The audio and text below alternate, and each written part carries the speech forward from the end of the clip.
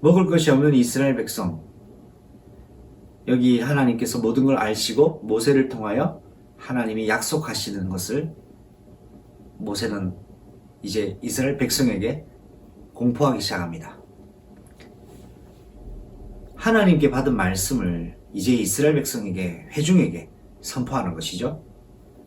여러분, 이것이 교회 강단 메시지입니다.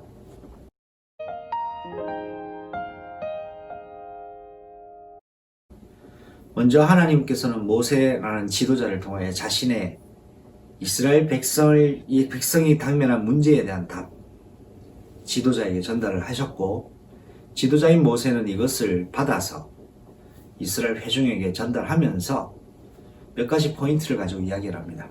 하나님이 너희가 원망했던 것을 다 들으시고 애굽에서 고기와 떡으로 배불렀던 것처럼 하나님이 아침에는 떡으로 저녁에는 고기로 너희를 배부르게 해주실 것이라고 하면서 너희가 여호와의 영광을 볼 것이라고 말씀을 전달합니다. 그런데 이러한 이스라엘 백성이 봉착한 문제에 대한 해답을 제시하면서 모세는 이스라엘 백성의 잘못된 부분을 지적하고 이 부분에 대한 매를 대기 시작하죠.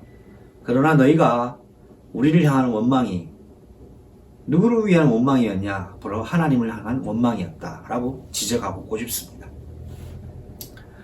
더불어서 우리가 감히 어찌 누구 얘기인데 누구한테 우리가 감히 원망할 수 있겠냐?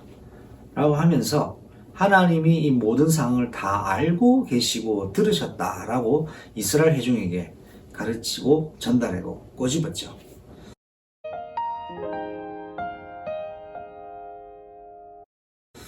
그렇습니다, 여러분. 강단의 기능은요, 하나님 주시는 말씀을 전달받아서 하나님의 약속을 전달하고 문제에 대한 하나님 해답을 전달하고 이스라엘 회중과 교회의 갱신하고 잘못된 부분, 바로 잡아야 될 부분을 꼬집기도 합니다. 디모데후서 3장 말씀 16절부터는 이런 말씀이 있죠. 하나님의 말씀은 감동으로 된 것으로, 하나님의 감동으로 된 것으로 교훈과 책망과 바르게 함과 의로 교육하기에 유익하다고 했습니다. 이스라엘 백성이 봉착한 문제를 하나님도 알고 계셨고 그 지도자 이스라엘 지도자인 모세에게 말씀하시면서 더불어 모세는 이것을 전달받아서 회중에게 선포하는 이 과정이 이스라엘 교회의 말씀을 소통하는 과정이었다고 저는 생각합니다.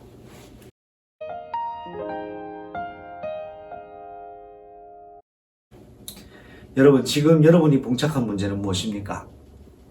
그 문제에 대한 하나님이 말씀하신 약속의 내용은 무엇입니까? 그 약속의 내용과 더불어서 여러분이 어떻게 답으로 잡고 있습니까? 내가 지금 당면한 문제에 대한 하나님의 해답은 무엇인지를 주신 강단 메시지에서 찾을 때, 이것 잡고 기도 속에 들어갈 때 성령이 역사를 하시고 여러분의 잘못되어 있는 각인되어진 것, 뿌리 내려진 것, 체질화된 것이 점검되고 진단되어질 때 말씀으로 치유되기 시작합니다. 여러분의 이러한 삶이 매일 반복되고 매일 지속된다면 여러분 날마다 그리스도의 온전한 사람으로 세워져 가게 될 것입니다. 지금 우리의 인생은 떡을 위해서 사는 것 같지만 떡이 우리 인생과 생명을 보장해 줄 수 없습니다. 하나님이 말씀하시는 그 말씀의 양식, 그리스도의 생명의 말씀으로만 우리는 공급받을 수 있습니다.